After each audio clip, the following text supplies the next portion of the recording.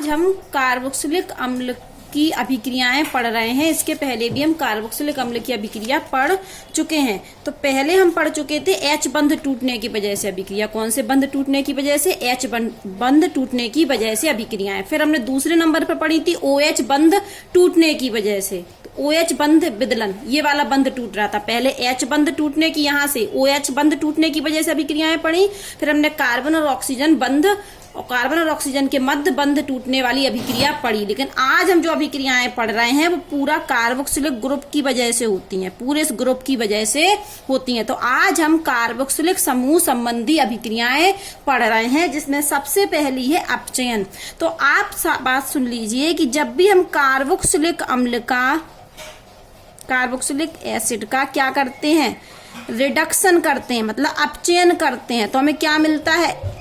Alcohol मिलते हैं। तो कार्बोक्सिलिक अम्ल का जब हम क्या करते हैं? अपचयन करते हैं, तो एल्कोहल मिलते हैं। इसके पहले हम उल्टा बोलें कि यदि हम एल्कोहल का क्या कर दें, यदि हम एल्कोहल का क्या कर दें? फुल ऑक्सीडेशन कर दें, तो हमें क्या मिलता है? कार्बोक्सिलिक एसिड मिलते हैं। और पार्शियली ऑक्सीडेशन में एल्कोहल पहले क्या बनाएगा? एल्डिहाइड, और फिर एल्डिहाइड से क्या होगा? कार्बोक्सिलिक अम्ल बनेगा।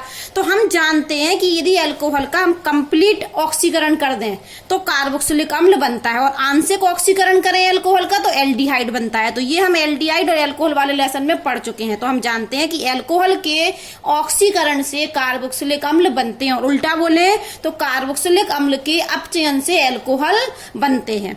अब हम पढ़ रहे हैं कार्बोक्सिलिक अम्ल का अपचयन। तो हम यहाँ पर एक कोई कार्बोक्सिलिक अम्ल ले लेते हैं। ये देखिए CH3 C double bond O और OH, ये हमने एक कार्बोक्सिलिक अम्ल ले लिया। और कार्बोक्सिलिक अम्ल किस में बदल जाएगा? एल्कोहल में। ये CH3 CH2OH। क्या देख रहे हैं आप कि ये वाला ग्रुप, ये वाला ग्रुप किसमें बदल गया? CH2OH में। ये ग्रुप कार्बोक्सिलिक ग्रुप किसमें बदल गया? CH2OH में। तो ये हमारा क्या है? ये कार्बोक्सिलिक अम्ल है। ये क्या है? एल्कोहल है। तो ये कर क्या दिया हमने? रिडक्शन। अब रिडक्शन करना है तो हमें क्या चाहिए होंगे? रिड्यूसिंग एजेंट चाहिए होंगे। तो यहां पर हम क्या यूज कर सकते हैं? पहला lithium aluminium hydride, lithium aluminium hydride, या ले सकते हैं डाइबोरेन, तो B2H6। और हमें साथ में लेना पड़ता है ईथर। हम कार्बोक्सिलिक अम्ल का अपचयन करके एल्कोहल बना सकते हैं, लेकिन अपचयन करने के लिए हमें कुछ अपचायक चाहिए होंगे ना, और रिड्यूसिंग एजेंट चाहिए होंगे। तो वो क्या ले सकते हैं? हम लिथियम एल्युमिनियम हाइड्राइड ले सकते हैं, या डाइबोरेन ले सकते हैं। और हमें यहाँ पर सॉल्वेंट चाहिए होता है, तो सॉल्वेंट लेते हैं हम ईथर। तो पहला तो हम ये लेते हैं, और दूसरा हमें लेना पड़ता है H+। क्या लेना पड़ता है? H+, मतलब जल अपघटन। तो जब हम ये रिड्यूसिंग एजेंट लें, ये अपचायक लें, तो कार्बोक्सिलिक अम्ल एल्कोहल में बदल जाता है। तो साफ साफ लिखा है कि कार्बोक्सिलिक अम्ल को लिथियम एल्युमिनियम हाइड्राइड अथवा डाइबोरेन के द्वारा प्राथमिक एल्कोहल में अपचयित कर सकते हैं, अपचयित हो जाते हैं। तो कार्बोक्सिलिक अम्ल लिथियम एल्युमिनियम हाइड्राइड और डाइबोरेन के द्वारा एल्कोहल में अपचयित हो जाते हैं। ठीक है। अब हमें पढ़ना है बी कार्बोक्सिलन। क्या पढ़ना है? बी कार्बोक्सिलन। तो हम दूसरी अभिक्रिया पर आते हैं, बी कार्बोक्सिलन, जिसको इंग्लिश में बोलते हैं डी कार्बोक्सिलेशन। तो यहाँ पर हम आए, ये लिखा हमने बी कार्बोक्सिलन, अंग्रेजी में बोलते हैं डी कार्बोक्सिलेशन। तो बी कार्बोक्सिलेशन या डी कार्बोक्सिलेशन हमें पढ़ना है किसका? कार्बोक्सिलिक अम्ल का। तो इसकी दो विधि है। पहली विधि है सोडा लाइम के द्वारा। किसके द्वारा? Soda lime. और दूसरी विधि है कॉल्बे विद्युत अपघटन। ठीक है। तो दो विधि के द्वारा हम कार्बोक्सिलिक अम्ल का बी कार्बोक्सिलन कर सकते हैं। क्या कर सकते हैं, बी कार्बोक्सिलिन कर सकते हैं। तो पहली पढ़ रहे हैं हम सोडा लाइम के द्वारा। किसके द्वारा, सोडा लाइम के द्वारा। ठीक है, सोडा लाइम आप जानते होंगे, सोडा लाइम होता है NaOH और प्लस CaO, इसको हम सोडा लाइम बोलते हैं। तो सबसे पहले हम यहाँ पर क्या करते हैं, सोडा लाइम के द्वारा भी कार्बोक्सिलिन कर सकते हैं, लेकिन हम यहाँ पर कार्बोक्सिलिक अम्ल का साल्ट लेते हैं। क्या लेते हैं, कार्बोक्सिलिक अम्ल का साल्ट। जैसे हम ये लिखें CH3C डबल बॉन्ड COONA, तो ये क्या है, कार्बोक्सिलिक अम्ल का साल्ट है। ये क्या है, कार्बोक्सिलिक अम्ल का साल्ट। तो हम यहाँ पर लेते क्या है, कार्बोक्सिलिक लवण लेते हैं। कार्बोक्सिलिक क्या लेते हैं, लवण। और इस कार्बोक्सिलिक लवण की अभिक्रिया हम किससे करा दें, सोडा लाइम से, मतलब NaOH और CaO से करा दे। तो होता क्या है कि ये पूरा, ये देखिए Na, तो ये Na2 बन जाता है, दोनों Na मिल गए तो Na2 और CO3, तो ये पूरा इतना बाहर निकल जाता है। ये पूरा Na, 2 Na, तो Na2C 2A 2O ये है और एक O ये है, तो CO3, तो ये पूरा बाहर निकल जाता है। क्या बाहर निकल जाता है, Na2CO3, और क्या बचा H, जो जाके किस पे जुड़ जाता है, CH3 के। तो यहाँ से क्या बन जाती है, मेथेन। तो आप देख रहे होंगे ये कार्बोक्सिलिक ग्रुप क्या हो गया, बाहर निकल गया, और क्या बन गई हमारी, मेथेन बन गई।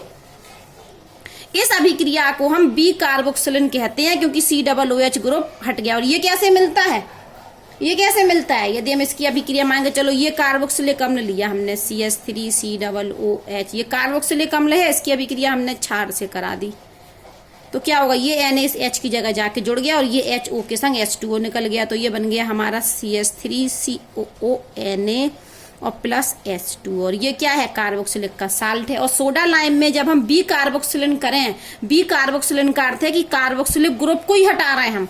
तो जब हम साल्ट को लेते हैं, ये कार्बोक्सिलिक अम्ल का ये जो साल्ट यहाँ से बना, इस साल्ट को हमने लिया किससे अभिक्रिया करा दी, सोडा लाइम से। और सोडा लाइम क्या होता है, NaOH प्लस CaO, तो क्या निकल जाता है, Na2CO3 निकल जाता है, और क्या बनती है हमारी, मेथेन। और इस अभिक्रिया को हम बी कार्बोक्सिलिन कहते हैं, क्योंकि हमारा COH मतलब कार्बोक्सिलिक समूह क्या हो गया, हट गया। अब हमें दूसरी विधि पढ़नी है, ये विधियां आप कक्षा 11 में पढ़ चुके हैं। दूसरी विधि हमारी कोल्बे विद्युत अपघटन। इसमें क्या होता है, एक हम लेते हैं ये पात्र, इस पात्र में क्या भरा होता है, इस पात्र में भरा होता है कार्बोक्सिलिक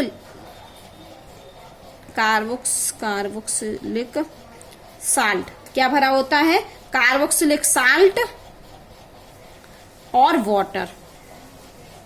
ठीक है, और यहाँ पर दो लगे होते हैं हमारे इलेक्ट्रोड। क्या लगे होते हैं, इलेक्ट्रोड। इसका संपर्क हम किससे कर देते हैं, बैटरी से, ये प्लस ये माइनस।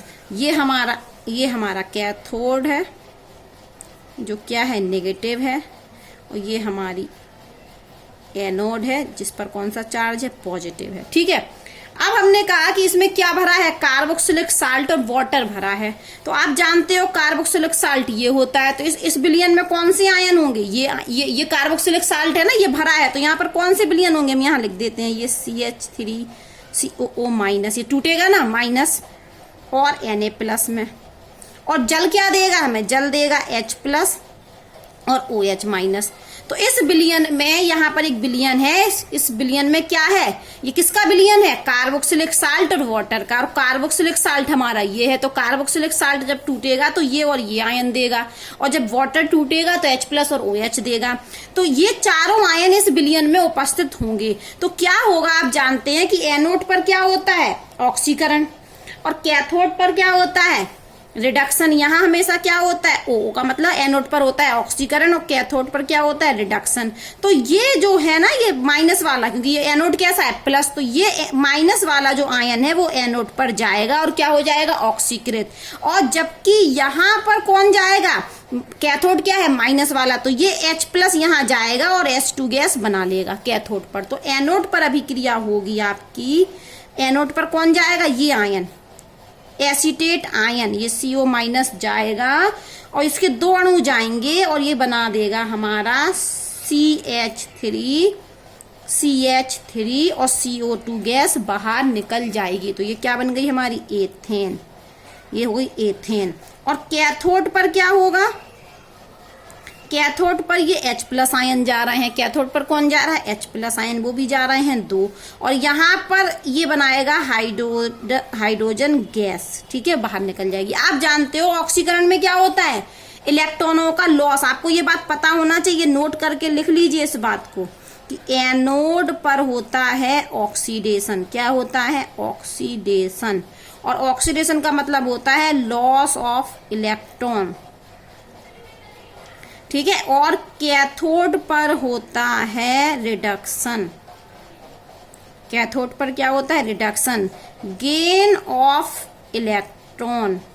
ये कक्षा 11 में ऑक्सीकरण अपचयन वाले लेसन में आप डिटेल में पढ़ चुके हैं। तो यहाँ पर 2 इलेक्ट्रॉन का लॉस होता है, यहाँ पर क्या होते हैं, 2 इलेक्ट्रॉन का लॉस होता है, निकलते हैं, वही ये 2 इलेक्ट्रॉनों को ग्रहण कर लेगा, ये 2 इलेक्ट्रॉनों को ग्रहण करता है, और यहाँ से 2 इलेक्ट्रॉन क्या होते हैं, निकलते हैं, ठीक है। तो यहाँ भी आप देखिए क्या हुआ, ये कार्बोक्सिलिक ग्रुप था ना COOH, ये हट गया और क्या बन गई, एथेन। लेकिन याद रखिए कि कॉल्वे विधि में कभी भी मेथेन नहीं बनती है, ये मेथेन में एक कार्बन होता है, क्योंकि इसकी जो मैकेनिज्म है उसमें 2 फ्री रेडिकल आके जुड़ते हैं, तो अकेला मेथेन एक कार्बन वाला नहीं बन सकता है। तो नोट करके लिख लेना कि कॉल्वे विद्युत अपघटन में बी कार्बोक्सिलिन होता तो है, लेकिन मेथेन नहीं बनती है, एथेन बन सकता है, ब्यूटेन बन सकता है, और एथेन तो बन सकती है, सिर्फ मेथेन नहीं बन सकता है, ठीक है। तो आज हमने पढ़ लिया बी कार्बोक्सिलन। बी कार्बोक्सिलन हम 2 तरीके से कर सकते हैं, सोडा लाइम के द्वारा, सीधे सीधे NaOH लिया और Na2CO3 निकाल दिया और यहाँ से मेथेन बन गई, यहाँ एल्केन बनी, मतलब सीधी बात है।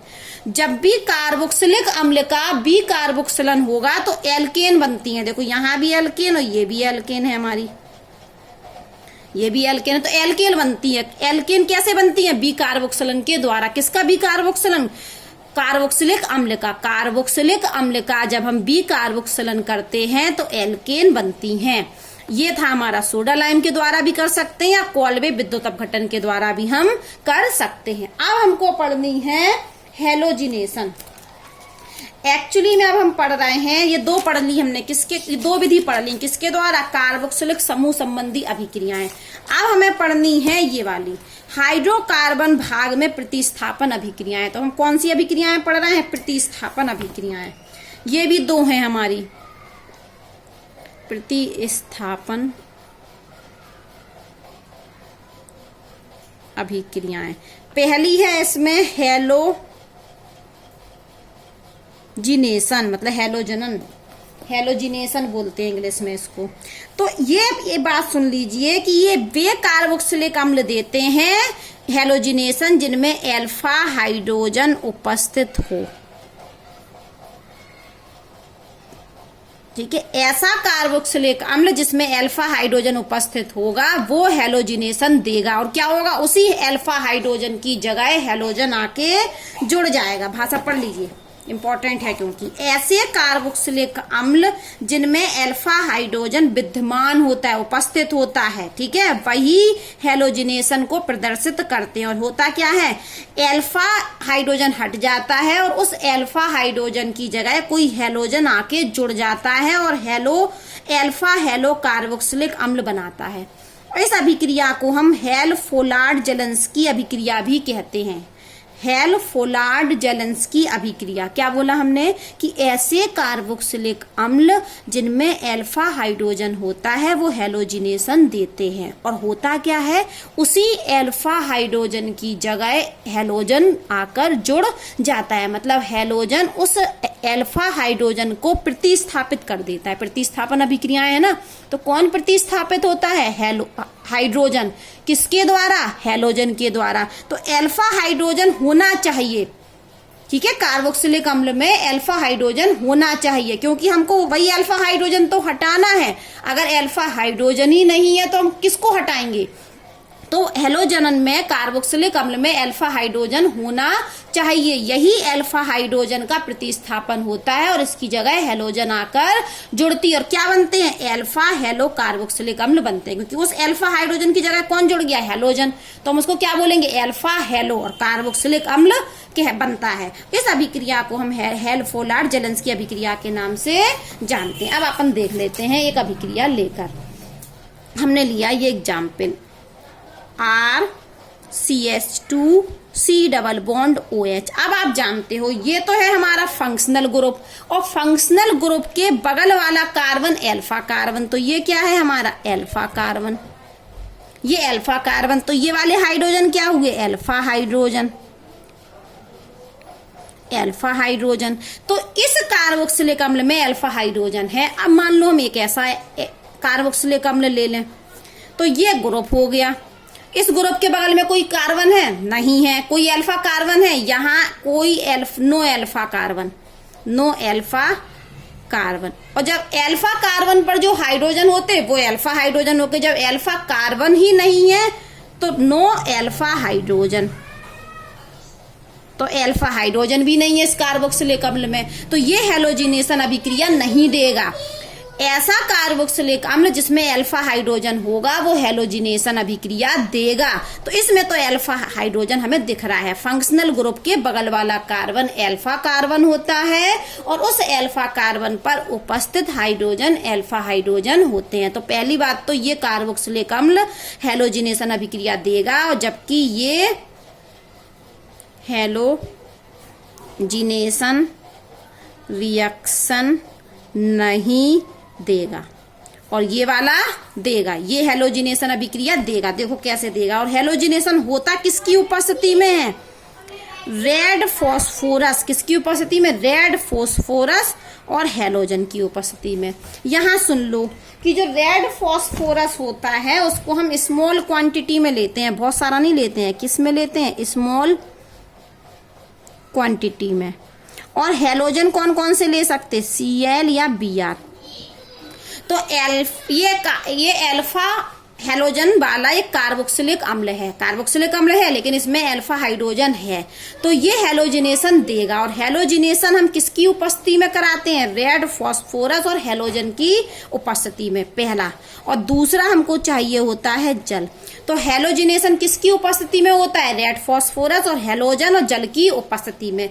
होता क्या है कि ये वाला अल्फा हाइड्रोजन हटेगा, प्रतिस्थापन होगा और एक्स हेलोजन उसकी जगह आ जाएगा। तो ये देखो R, और हमने यहाँ एक हाइड्रोजन तो रहने दिया, दो हाइड्रोजन थे ना, और COOH, और इस एक हाइड्रोजन को हटाया, सिर्फ एक हाइड्रोजन को, और इसकी जगह क्या जोड़ दिया, X। तो हाइड्रोजन का प्रतिस्थापन हो गया किसके द्वारा, हेलोजन के द्वारा। तो हेलोजिनेशन हो गया, इस कार्बोक्सिलिक अम्ल का क्या हो गया, हेलोजिनेशन हो गया। और ये क्या बन गया, अल्फा हेलो कार्बोक्सिलिक एसिड। ठीक है। अब हमको एक और अभिक्रिया पढ़नी है, वलय प्रतिस्थापन। वलय प्रतिस्थापन मतलब रिंग में प्रतिस्थापन हो, रिंग में। अभी यहाँ हाइड्रोजन से ये प्रतिस्थापन हुआ था, हम रिंग में प्रतिस्थापन की बात कर रहे हैं। तो हमने यहाँ पर बेंजोइक अम्ल ले लिया, ये हमें कौन देंगे, एराइल कार्बोक्सिलिक अम्ल देंगे, एरोमेटिक वाले। तो हमने यहाँ पर एक बेंजोइक अम्ल ले लिया, ये देखिए, ये बेंजोइक अम्ल ले लिया, और इस बेंजोइक अम्ल का हमने करा दिया नाइट्रेशन। क्या करा दिया, नाइट्रेशन। नाइट्रेशन किसकी उपस्थिति में करा देते, HNO3 और H2SO4 की उपस्थिति में। और हमें क्या मिलता था, इलेक्ट्रोफाइल, याद करो, नाइट्रोनियम आयन, ये हम बहुत बार पढ़ा चुके हैं।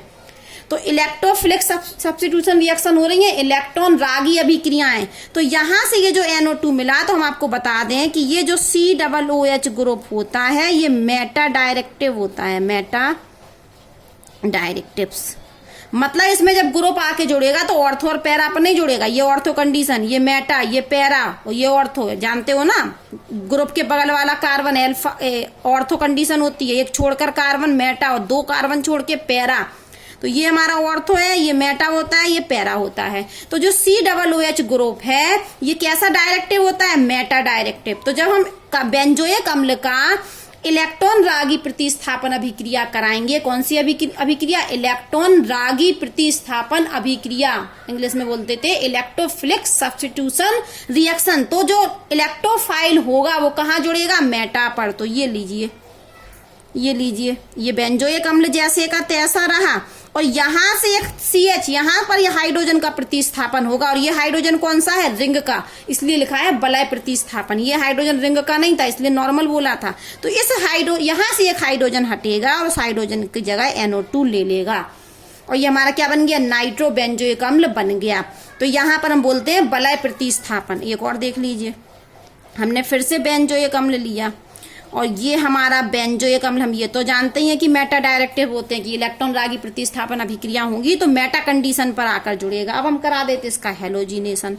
तो हमने Br2 करा दिया, और क्या ले लिया? Br2 से अभिक्रिया करा दी, और FeBr3, क्योंकि इसका विषम बदलन होगा तो हमें यहां से जो इलेक्ट्रोफाइल होता है वो मिलेगा Br+। क्या मिलेगा? Br+। तो यहाँ पर Br+, एक हाइड्रोजन को, यहाँ के हाइड्रोजन को हटाएगा। हम जानते हैं बेंजीन रिंग में C6H6 हर कार्बन पर एक हाइड्रोजन होता है, तो ये वाला हाइड्रोजन हटेगा और Br आकर जुड़ जाएगा।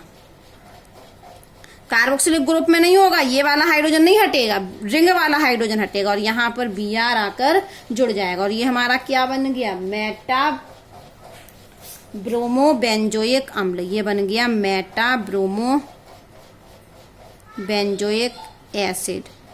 और ये क्या बना था हमारा? Meta nitro benzoic acid.